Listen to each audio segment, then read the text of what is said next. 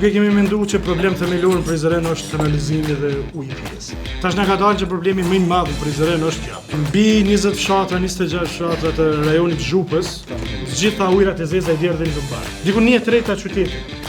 Kjo pjesa anej rrugës Kashadervanit deri në fund atë ditë ura Gjevëris gati i derdhin ujërat e zeza në Lumbar. Pa pranueshme.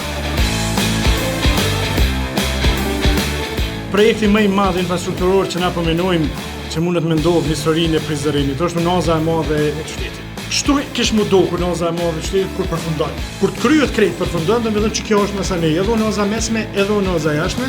Projekti tjetër ne kemi çuar 2 lagje moderne. Nën Kalan edhe Kurillën.